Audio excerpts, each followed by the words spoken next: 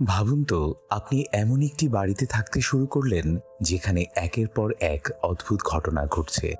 জিনিসপত্র নিজে থেকেই নড়ছে, টিভি নিজে থেকেই চালু হচ্ছে, আর মাঝরাতে এমন কিছু দেখা যাচ্ছে যা বাস্তবে থাকারই কোনো কথা ছিল না।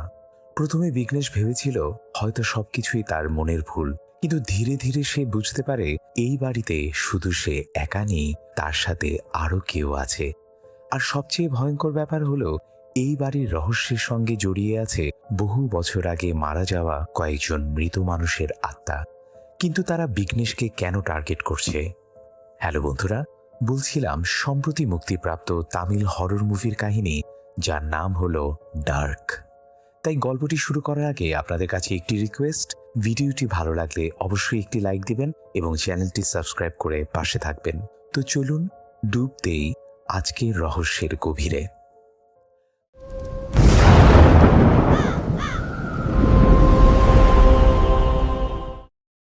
গল্পে শুরু হয় 2021 সালে। এখানে একটি বাড়ি দেখানো হয় যেখানে বর্তমানে 3জন ব্যাচেলার থাকত। তাদের মধ্যে একজন টিভি দেখতে দেখতে খাওয়া দাওয়া করছিল, আরেকজন একটি ঘরে বসে বই পড়ছিল। ঠিক সেই সময় তৃতীয় ছেলেটি টিভি দেখা ছেলেটির কাছে এসে খুব অদ্ভুতভাবে তার দিকে তাকাতে থাকে। সে জিজ্ঞাসা করে, আরে তুমি কোনো উত্তর দিচ্ছ না কেন? তারপর হঠাৎ একটি প্যান দিয়ে তার মাথায় আঘাত করে তাকে মেরে ফেলে। এই শব্দ শুনে ঘরে থাকা ছেলেটি বাইরে এসে দৃশ্যটা দেখে একেবারে হতবাক হয়ে যায়। তখন সেই তৃতীয় ছেলেটি তার গলায় পা দিয়ে তাকেও মেরে ফেলে। এরপর সে দুজনের শরীরে পেট্রোল ঢেলে আগুন ধরিয়ে দেয়। আশ্চর্যের বিষয় হলো, তারপর সে নিজের শরীরেও আগুন লাগিয়ে খুব শান্তভাবে জ্বলতে থাকে, কিন্তু একবারও চিৎকার বা চেঁচামেচি করে না। এরপর গল্প চলে যায় 2025 সালে। সেখানে বালাচন্দ্র নামে একজন এসিপিকে দেখানো হয়। সে একটি ইনস্টিটিউটে গিয়ে সেখানকার ছাত্রদের মোটিভেশনাল স্পিচ দিচ্ছিল। ওই ছাত্ররা সবাই আইএস এর কোচিং করছিল। সেখানে মেন্টাল হেলথের উপর একটি প্রোগ্রাম চলতে থাকে। বালা তাদের বলতে থাকে, যে পরিস্থিতি আসুক তোমরা কখনো ভয় পাবে না বা ঘাবড়ে যাবে না, আমাদের শুধু নিজেদের দায়িত্ব ঠিকভাবে পালন করে যেতে হবে। তখন একজন ছাত্র বালাকে জিজ্ঞাসা করে, স্যার, আপনার ক্যারিয়ারে এমন কোনো কেস এসেছিল যেটা নিয়ে আপনি ভয় পেয়েছিলেন? বালা বলে, হ্যাঁ, আমার ক্যারিয়ারে এমন একটি কেস এসেছিল যেটাকে আমি এখনো ভয় পাই। কিন্তু বালা সেই কেসটি ছাত্রদের সাথে শেয়ার করে না। এরপর বালা সেই একই বাড়িটির সামনে এসে কিছুক্ষণ বাড়িটার দিকে তাকিয়ে থাকে এবং বাড়িটা দেখেই তার পুরনো ঘটনা মনে পড়তে শুরু করে। এরপর গল্প আবার 6 মাস পিছিয়ে যায়। একদিন ভোরবেলা একজন দুধওয়ালা ওই বাড়ির সামনে আসে। আসলে বাড়িটিতে দুটি অংশ ছিল, একটি নিচে এবং অন্যটি উপরে। নিচের অংশে দুধের প্যাকেট রেখে যখন সে উপরে যায়, তখন সেখানকার দৃশ্য দেখে তার একেবারে হাত পা ঠান্ডা হয়ে যায়। ভয়ে সে দ্রুত পুলিশ স্টেশনে খবর দেয়। এই পুলিশ স্টেশনের ইন্সপেক্টর ছিলেন বালা। কিছুক্ষণ পর বালা এবং তার টিমের সদস্যরা বাড়িটিতে পৌঁছে যায়। সেখানে বালা বাড়ির মালিকের মেয়েকে বসে থাকতে দেখে। এরপর বালা প্রথমে দেখতে পায় একজনের মৃতদেহ। এই লোকটি ছিল বাড়ির মালিক, যার নাম করুণা করণ। এরপর বেডরুমে আরও একটি মৃতদেহ পাওয়া যায়, আর তার নাম ছিল বিঘ্নেশ। দেখে মনে হচ্ছিল কেউ তার বুকের উপরে আঘাত করে তাকে মেরে ফেলেছে। বালা পুরো বাড়িটি ভালোভাবে তল্লাশি করতে থাকে এবং বিভিন্ন প্রমাণ খুঁজতে থাকে। ঠিক তখনই হঠাৎ বিঘ্নেশের মধ্যে নড়াচড়া শুরু হয়। অর্থাৎ বিঘ্নেশ আসলে মারা যায়নি। এটা দেখে সেখানে থাকা সবাই ভয় পেয়ে যায়। মৃত বলে মনে করা একজন মানুষ কিভাবে আবার জীবিত হয়ে উঠল? বিঘ্নেশ ঘর থেকে বেরিয়ে এসে বালাকে দেখে বলে, বালা, তুমি এখান থেকে চলে যাও। এই কথা বলার পর সে আবার অজ্ঞান হয়ে যায়। বালা তো অবাক হয়ে যায়, কারণ এই লোকটি তার নাম কিভাবে জানলো। পরে হাসপাতালে ডাক্তার বালাকে জানায় যে যে বয়স্ক লোকটি মারা গেছে তার মৃত্যু হার্ট অ্যাটাকের কারণে হয়েছে এবং তার মৃত্যুর প্রায় 8 ঘন্টা হয়ে গেছে। আর অন্য যে লোকটি অজ্ঞান হয়ে আছে সে অতিরিক্ত রক্তক্ষরণের কারণে অজ্ঞান হয়েছে। তার জ্ঞান ফিরতে আরও কিছুটা সময় লাগবে। এরপর বালা বিঘ্নেশের এক বন্ধুর কাছে গিয়ে পুরো বিষয়টি জানায়। এসব শুনে বন্ধুটি খুব ভেঙে পড়ে এবং কান্না করতে থাকে। আসলে বিঘ্নেশ ফিল্ম ইন্ডাস্ট্রিতে পোস্টার ডিজাইনের কাজ করত, এক ধরনের আর্টিস্ট ছিল। তার বন্ধু জানায়, কয়েকদিন ধরে বিঘ্নেশ খুব অস্থির ও চিন্তিত ছিল। সে একবার বিঘ্নেশকে জিজ্ঞাসা করেছিল, তোমার কি হয়েছে? তখন বিঘ্নেশ বলেছিল তার উপর কিছুটা কাজের চাপ রয়েছে। তার বন্ধু আরও জানায় এই শহরে সেই ছিল বিঘ্নেশের একমাত্র বন্ধু। তখন বালা জিজ্ঞাসা করে, বিঘ্নেশ কি কখনো বালাচন্দ্রর নামের কারো কথা বলেছিল? কিন্তু বিঘ্নেশের বন্ধু বলে, না স্যার, এই নামটা তো আমি জীবনে প্রথমবার শুনছি। এরপর একজন পুলিশ অফিসার বালার কাছে এসে তাকে একটি সিসিটিভি ফুটেজ দেখায়। সেখানে দেখা যায় এক রাতে বিঘ্নেশ একটি এটিএম এর ভেতরে ঘুমাচ্ছিল। সেই সময় পুলিশ তাকে সতর্ক করে সেখান থেকে চলে যেতে বলেছিল। ওই রাতেই বালা জানতে পারে যে বিঘ্নেশ একজন সাইকিয়াট্রিস্ট ডাক্তারের কাছে চিকিৎসা নিচ্ছিল। বালা দ্রুত সেই ডাক্তারের সঙ্গে দেখা করতে যায়, কিন্তু ডাক্তার তখন অন্য একটি জায়গায় যাওয়ার প্রস্তুতি নিচ্ছিলেন। যাওয়ার আগে তিনি বালাকে একটি রেকর্ডার দেন। সেখানে বিঘ্নেশের বলা সমস্ত কথা রেকর্ড করা ছিল। ডাক্তার বলেন, আপনি এগুলো শুনুন। ওর কথাগুলো আপনার কাছে একটু অদ্ভুত মনে হতে পারে, কিন্তু এটাই হয়তো সত্যি। বাড়ি ফেরার সময় বালা সেই রেকর্ডিংগুলো শুনতে শুরু করে। এরপর গল্প আবার প্রায় 30 দিন পিছিয়ে যায়। আসলে বিঘ্নেশ তার মায়ের সঙ্গে বেঙ্গালুরুতে থাকত, কিন্তু চেন্নাইয়ে একটি প্রজেক্ট পাওয়ার কারণে তাকে সেখানে যেতে হয়। প্রজেক্টটির সময়কাল ছিল মাত্র 3 মাস। যাওয়ার আগেই বিঘ্নেশ তার বন্ধুকে বলে রেখেছিল যেন তার জন্য চেন্নাইয়ে একটি বাড়ি খুঁজে রাখে, কিন্তু তার বন্ধু সেই কথাটি ভুলে যায়। চেন্নাইয়ে পৌঁছে বিঘ্নেশ বন্ধুকে ফোন করে খুব বকাঝকা করতে থাকে। এমনকি সে বলে, থাক, আমি নিজেই বাড়ি খুঁজে নেব। এরপর চেন্নাইয়ে এসে আপাতত একটি হোটেলে থাকতে শুরু করে। পরের দিন সকালে বিঘ্নেশ তার কর্মস্থলে যায়। সেখানে তার বস তাকে বলে, 2 দিন পর ডিরেক্টর নিজে এখানে আসবেন, তিনি তোমাকে কিছু নতুন আইডিয়া দেবেন। আচ্ছা, তুমি এখন কোথায় থাকছো? তখন বিঘ্নেশ তার সমস্যার কথা বসকে জানায়। সেই সময় তার বন্ধু সেখানে উপস্থিত ছিল। এরপর বস তাকে পরামর্শ দেয়, অফিসের আশেপাশেই একটি বাড়ি নিয়ে নাও, যাতায়াতে সুবিধা হবে। তাই সঙ্গে সঙ্গেই বিঘ্নেশ বাড়ি খোঁজা শুরু করে দেয়। কিন্তু বাড়ির মালিকদের নানা ধরনের শর্ত শুনে তার তো মাথায় হাত। কেউ শুধু নিরামিষ ভোজীদের বাড়ি দিতে চায়, কেউ বা আমিষ খাওয়া লোকদের বাড়ি দেয়, কিন্তু মদ্যপান আর ধূমপান একদম নিষেধ। কেউ ব্যাচেলারদের বাড়ি দিতে চায় না, কেউ আবার সিনেমার লোকদের বাড়ি দিতে চায় না। কেউ শুধু নিজের পরিচিত লোকদেরকেই ভাড়া দিতে চায়, আবার কেউ অনেক বেশি অগ্রিম টাকা চাইছে। সব মিলিয়ে প্রতিটা বাড়ির মালিকের আলাদা আলাদা নিয়ম। শেষ পর্যন্ত বিঘ্নেশ একটি বাড়ির সামনে এসে টুলেট বোর্ড দেখতে পায়। এই বাড়িটিই ছিল করুণাকারণের। বিঘ্নেশ বলে, স্যার, আপনার বাড়ির সামনে টুলেট বোর্ড দেখে এসেছি। কথাটা শুনে করুণাকারণ তাকে বাড়ির চাবি দিয়ে আগে ঘরটা দেখে আসতে বলে। বিঘ্নেশ উপরে উঠে ঘরটা দেখে এবং তার কাছে ঘরটা বেশ বড়ই মনে হয়। কিছুক্ষণ পর করুণাকারণ নিজেই বিঘ্নেশের জন্য চা নিয়ে আসে এবং জিজ্ঞাসা করে, কেমন লাগলো? বিঘ্নেশ বলে, স্যার, ভালোই তো। এটা কি ফিল্টার কফি? করুণাকারণ হেসে বলে, আরে ভাই, আমি কফির কথা বলছি না, ঘর কেমন লেগেছে। বিঘ্নেশ বলে, স্যার, আপনার ঘরটা সত্যিই ভালো। আসলে আমার শুধু 3 মাসের জন্য একটি ঘর দরকার ছিল, কিন্তু এই কথা শুনে অনেক বাড়ির মালিক আমাকে ঘর ভাড়া দিতে রাজি হননি। আপনাকেও এই কথাটা বলতে যাচ্ছিলাম, কিন্তু আপনি তো এর মধ্যেই ঘরের চাবি আমার হাতে দিয়ে দিয়েছেন। তবে আমার বাজেট এত বেশি নয় স্যার। তখন করুণাকারণ বলে, আরে বিঘ্নেশ, তুমি শুধু 3 মাস এখানে থাকো আর ভাড়া মাত্র 3000 টাকাই দিও, আমার জন্য সেটাই যথেষ্ট। এত বড় বাড়ির ভাড়া মাত্র 3000 টাকা শুনে বিঘ্নেশ কিছুটা অবাক হয়ে যায়। তখন করুণাকারণ তাকে আসল কারণটা জানায়। সে বলে, আসলে বিঘ্নেশ, কয়েক বছর আগে এই বাড়িতে 3 জন ছেলে থাকতো, কিন্তু হঠাৎ কি হয়েছিল জানি না। তাদের মধ্যে একজন নিজের 2 বন্ধুকে মেরে ফেলার পর নিজেও আত্মহত্যা করেছিল। সেই ঘটনার কয়েক মাস পর আরেকটি পরিবার এই বাড়িতে থাকতে আসে, কিন্তু তারা বলেছিল রাতে ঘরের ভেতর থেকে অদ্ভুত কিছু শব্দ শুনতে পেত।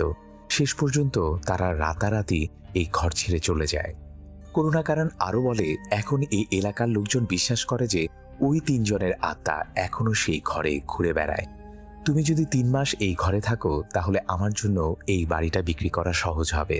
আমি বাড়িটা বিক্রি করে নিজের গ্রামে ফিরে যেতে চাই। তুমি এখানে থাকলে মানুষ অন্তত বিশ্বাস করবে যে এই বাড়িতে কোনো ভূত প্রেত নেই। এরপর আর কি, বিঘ্নেশ সেই বাড়িতেই উঠে পড়ে। বাড়ি পরিষ্কার করার সময় তার বন্ধু এসে তাকে সাহায্য করতে থাকে। এরপর এক রাতে বিঘ্নেশ বাড়িতে বসে কাজ করছিল। হঠাৎ বাড়ির বিদ্যুৎ চলে যায়। কিছুক্ষণ পর আবার বিদ্যুৎ চলে আসে। এভাবে 2-3 বার বিদ্যুৎ আসা যাওয়া করতে থাকে। বিঘ্নেশ বাইরে এসে করুণাকারণে মেয়েকে বলে, আপনি কি আপনার বাবাকে একটু বাইরে রাখতে পারবেন? করুণাকারণ বাইরে আসার পর বিঘ্নেশ তাকে জিজ্ঞাসা করে, স্যার, বাড়িতে বারবার বিদ্যুৎ চলে যাচ্ছে কেন? করুণাকারণ বলে, আরে বিঘ্নেশ, এই বাড়ির ওয়্যারিং অনেক পুরনো, তাই মাঝে মাঝে বিদ্যুৎ চলে যায় আবার চলে আসে। এরপর বিঘ্নেশ অফিসে ফিরে যায়। সেখানে একজন ডিরেক্টর তার কাছে এসে কয়েকটি পোস্টারের ডিজাইন করতে বলে এবং কিছু আইডিয়াও দিতে থাকে। পরে বাড়িতে ফিরে বিঘ্নেশ নিজের কাজ করছিল। ঠিক তখন রান্নাঘরের সিঙ্কের নিচে সে অদ্ভুত একটা জিনিস দেখতে পায়। দেখতে অনেকটা তাবিজের মতো, কিন্তু বিঘ্নেশ ভূতপ্রেতের ব্যাপারে খুব একটা বিশ্বাসী ছিল না, তাই সে জিনিসটা বাড়ির বাইরে নিয়ে গিয়ে ফেলে দেয়। এরপর থেকেই বিঘ্নেশের সঙ্গে একের পর এক ঘটনা ঘটতে শুরু করে। এক রাতে বেডরুমে ঘুমানোর সময় সে কিছু অদ্ভুত শব্দ শুনতে পায়, কিন্তু বিঘ্নেশ বিষয়টাকে খুব একটা গুরুত্ব দেয় না। সকালে ঘুম থেকে উঠে সে দেখে তার ঘরের টিভি অন হয়ে আছে। সে ভাবতে থাকে, আমি কখন টিভিটা অন করলাম? এরপর নিজেই টিভিটা বন্ধ করে দেয়। হয়তো ভুল করে আগেই অন করে রেখেছিল, এমনটাই ভাবে সে। পরে রান্নাঘরে গিয়ে দেখে একটি প্যান মেঝেতে পড়ে আছে। একইভাবে হলের মধ্যে একটি বইও নিচে পড়ে রয়েছে। এসব দেখে বিঘ্নেশ ভাবে হয়তো বাড়িতে কোনো বিড়াল ঢুকেছিল অথবা ইঁদুর, তাই সে আর বিষয়টা নিয়ে বেশি ভাবেনি। অন্যদিকে বিঘ্নেশ যখন অফিসে যাওয়ার জন্য বের হয়, তখন দেখতে পায় কয়েকজন লোক করুণাকারণের সঙ্গে ঝগড়া করছে। আসলে করুণাকারণের উপর কিছু ঋণ ছিল, সেই কারণে তারা তার সঙ্গে ঝামেলা করছিল। সেদিন রাতে বিঘ্নেশ আবার বাড়িতে বসে কাজ করছিল। হঠাৎ রান্নাঘরে সেই একই প্যানটি নিচে থেকে মেঝেতে পড়ে যায়। ঠিক সেই মুহূর্তে বাড়ির বিদ্যুৎও চলে যায়।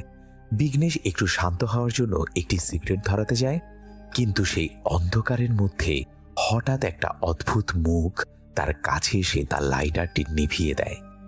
এই দৃশ্য দেখে বিঘ্নেশ প্রচণ্ড ভয় পেয়ে যায়। সে জিজ্ঞাসা করতে থাকে, কে আছে এখানে? ঠিক তখনই বাড়ির বিদ্যুৎ আবার চলে আসে, কিন্তু বাড়ির মধ্যে বিঘ্নেশ ছাড়া আর কিছুই ছিল না।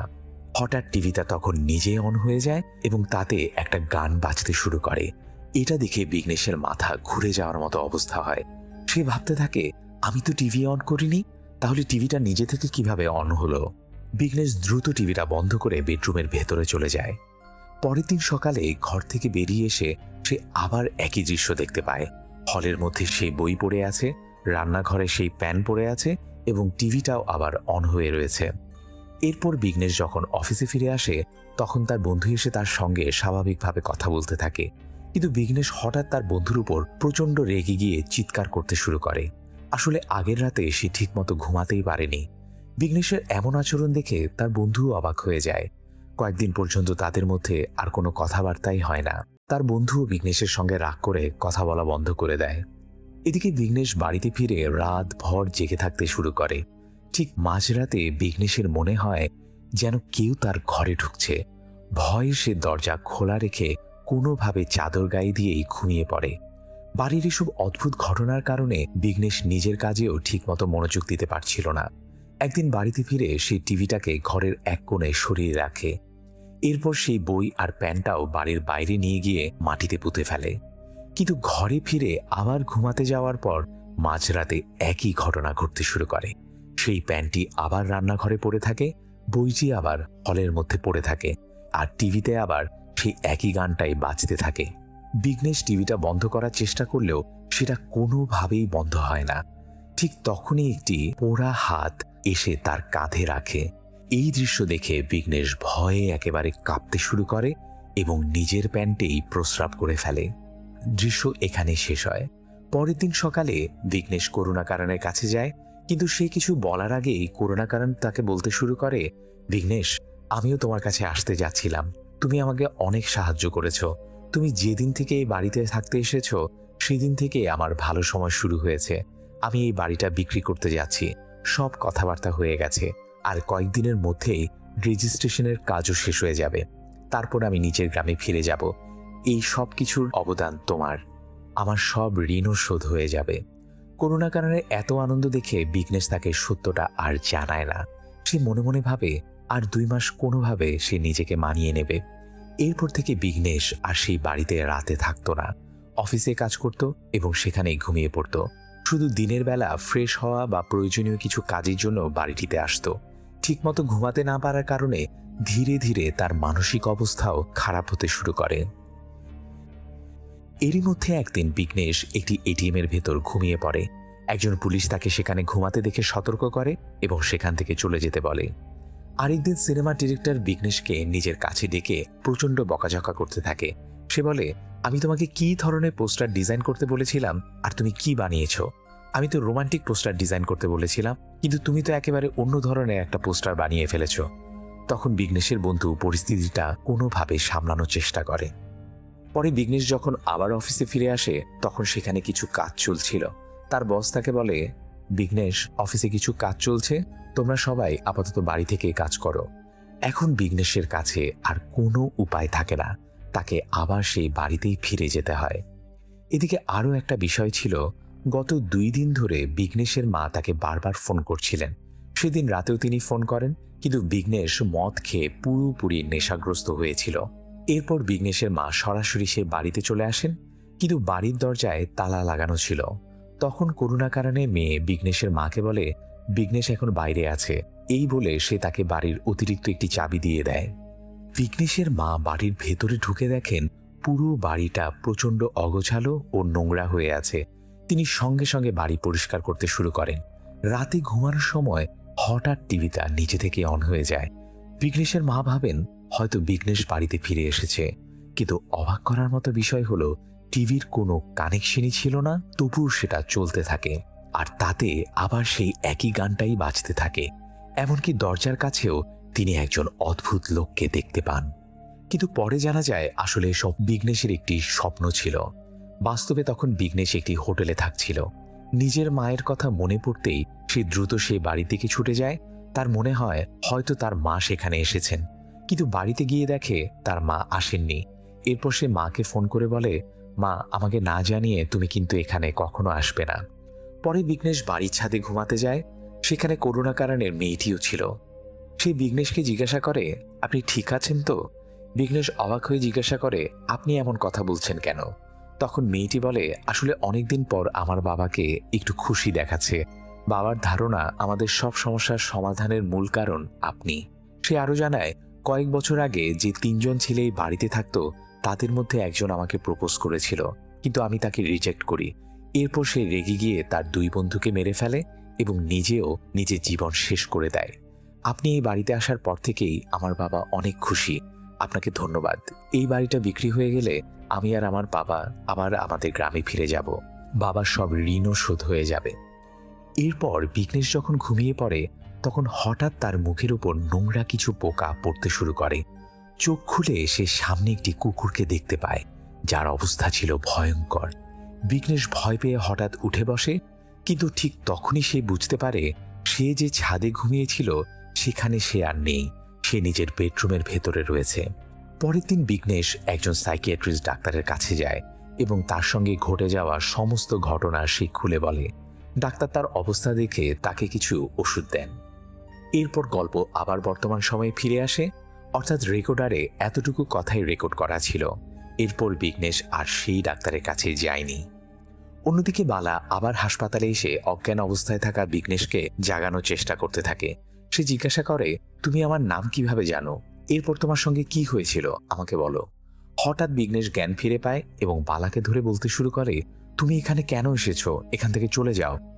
এরপর গল্প আবার কিছুটা ফ্ল্যাশব্যাকে ফিরে যায়।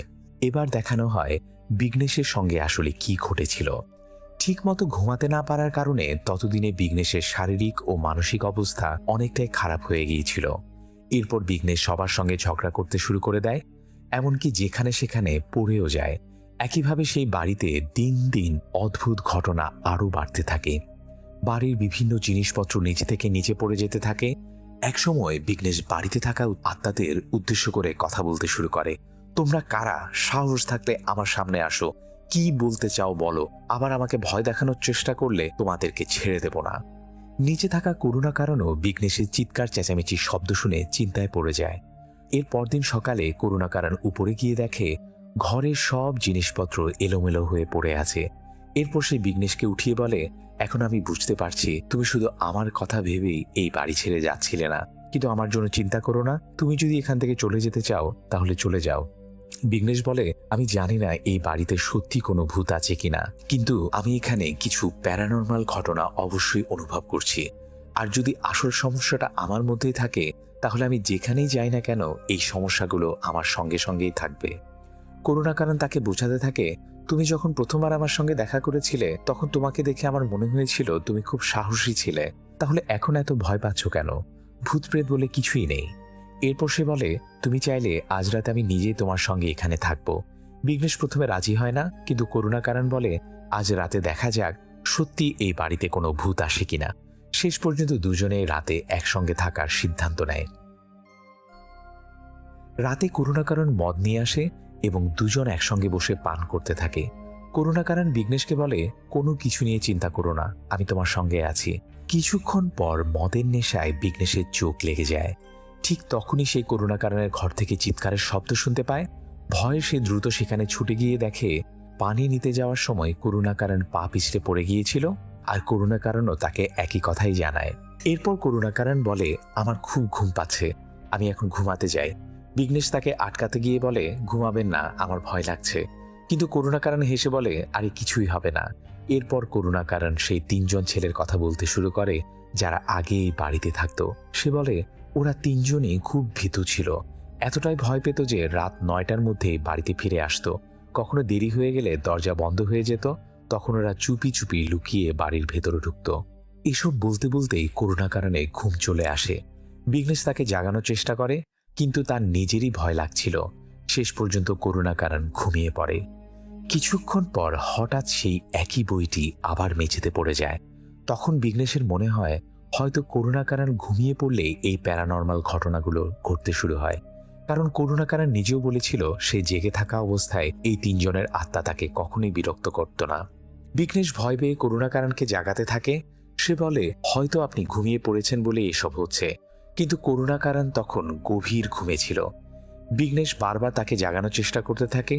ঠিক তখনই হঠাৎ কোনো অদৃশ্য শক্তি যেন করুণাকারণের শরীরের উপর প্রভাব বিস্তার করে। করুণাকারণ জোরে মাটিতে পড়ে গিয়ে অজ্ঞান হয়ে যায়। কিছুক্ষণ পর বিঘ্নেশ করুণাকারণকে পরীক্ষা করে দেখে, কিন্তু করুণাকারণ একটুও নড়াচড়া করছে না। তখন সে পাশের ঘরের দিকে তাকিয়ে দেখে সেখানে সেই তিনজন মৃত ছেলে দাঁড়িয়ে আছে। বিঘ্নেশ তাদের দিকে এগিয়ে যায়। সেখানে গিয়ে দেখে বিছানার উপর কারো পোড়া মৃতদেহ পড়ে আছে, কিন্তু পরের মুহূর্তে সে বুঝতে পারে ওই মৃতদেহটাই আসলে তার নিজের। এটা দেখে বিঘ্নেশ ভীষণভাবে হতবাক হয়ে যায়। সে সেই তিনজন ছেলেকে বলে, তোমরা তিনজন মিলে আমাকে ভয় দেখানোর জন্য এসব করছো? তোমাদের এই খেলায় আমি ভয় পাই না, আমি এখনো বেঁচে আছি, দেখো আমি সিগারেট পর্যন্ত খাচ্ছি। তিনজন ছেলে চুপচাপ দাঁড়িয়ে থাকে এবং ধীরে ধীরে বিঘ্নেশের দিকে ঘুরে তাকায়।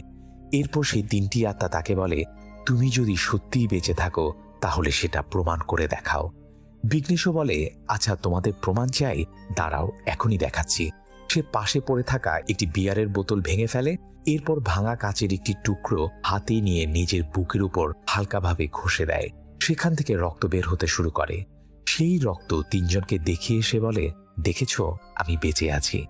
এরপর রেগে গিয়ে সে বলে, এবার আমার চোখের সামনে থেকে চলে যাও। কিছুক্ষণের মধ্যেই সেই তিনটি আত্মা সেখান থেকে অদৃশ্য হয়ে যায়।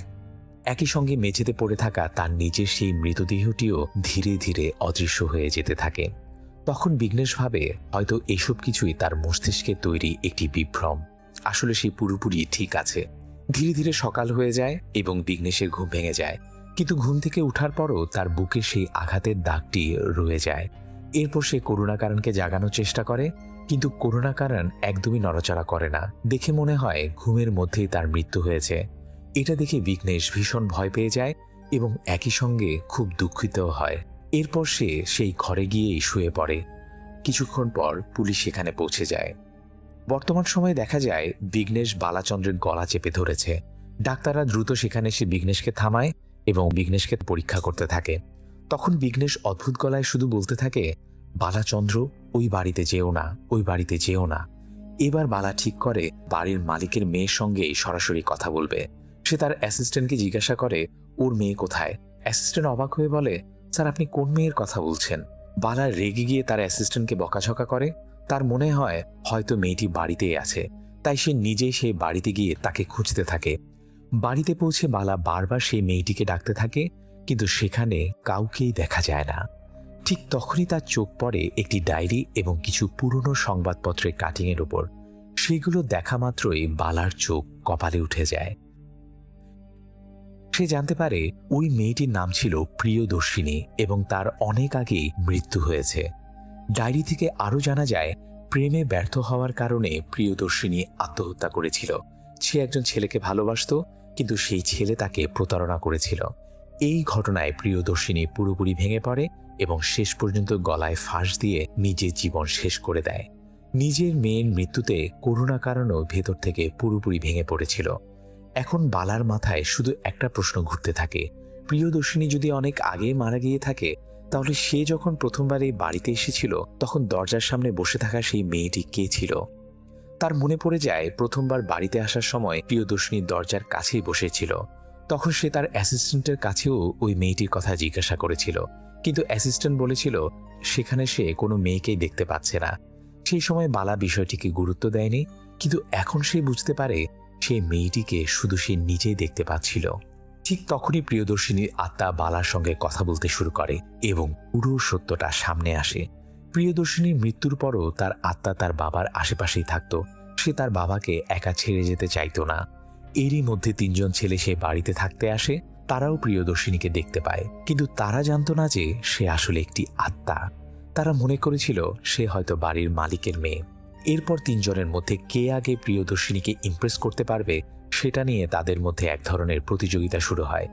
বিশেষ করে বিমল নামে ছেলেটি প্রিয়দর্শিনীকে নিজের করে নেওয়ার চেষ্টা করতে থাকে, কিন্তু এই 3 জনের এভাবে ঘোরাফেরা করা এবং প্রিয়দর্শিনীর দিকে খারাপ নজরে তাকানো তাকে সেই ছেলেটির কথা মনে করিয়ে দেয় যে আগে তার সাথে প্রতারণা করেছিল। ফলে তার ভেতরের রাগ আরও বেড়ে যায়। একদিন বিমল প্রিয়দর্শিনীকে নিজের নিয়ন্ত্রণে আনার চেষ্টা করে, কিন্তু ঠিক তখনই প্রিয়দর্শিনীর আত্মা তার উপর ভর করে। এরপর বিমল নিজের 2 বন্ধুকে হত্যা করে এবং শেষ পর্যন্ত তাদের সঙ্গে নিজেও আগুনে পুড়ে মারা যায়। অর্থাৎ ওই 3 জনের মৃত্যুর পেছনে আসলে প্রিয়দর্শিনীর আত্মার হাত ছিল। সবকিছু বলার পর প্রিয়দর্শিনীর আত্মা বালাকেও বলতে থাকে, এখানে এসো না, চলে যাও, এখান থেকে চলে যাও। এই আওয়াজ শুনে বালা ভীষণ ভয় পেয়ে যায় এবং দ্রুত সেখান থেকে বেরিয়ে নিজের গাড়িতে গিয়ে বসে। তবে একটা বিষয় এখন পরিষ্কার যে বিঘ্নেশকে যে আত্মা বারবার বিরক্ত করছিল সেটা প্রিয়দর্শিনীর আত্মা ছিল না। আসলে সেই বাড়িতে মারা যাওয়া 3 জন ছেলেই আত্মায় পরিণত হয়েছিল এবং তারাই বিঘ্নেশকে ক্রমাগত ভয় দেখাচ্ছিল ও কষ্ট দিচ্ছিল। অন্যদিকে প্রিয়দর্শিনী বিঘ্নেশকে বাঁচাতে চেয়েছিল, তাই সে বালাকেও ওই বাড়ি থেকে দূরে থাকার সতর্কবার্তা দিয়েছিল। এরপর আমরা দেখি বালা সেই 6 মাস আগে ঘটে যাওয়া এই সমস্ত ঘটনা মনে করতে করতে সেখান থেকে চলে যায়। কারণ বালা যদি এই পুরো ঘটনা সবাইকে জানায় তাহলে হয়তো কেউ তার কথা বিশ্বাস করবে না। এই চিন্তা করে সে সেই বাড়িটাকে পেছনে ফেলে চলে যায়। আর এভাবেই সিনেমার গল্পটি শেষ হয়ে যায়। তো বন্ধুরা, এই ছিল সম্পূর্ণ মুভির এক্সপ্লেনেশন। আশা করি মুভির গল্পটি আপনাদের ভালো লেগেছে। যদি আমার এক্সপ্লেনেশন আপনাদের ভালো লেগে থাকে তাহলে প্লিজ ভিডিওটি লাইক করুন, শেয়ার করুন এবং আমাদের চ্যানেলটি সাবস্ক্রাইব করে আমাদের সাথেই থাকুন। ধন্যবাদ।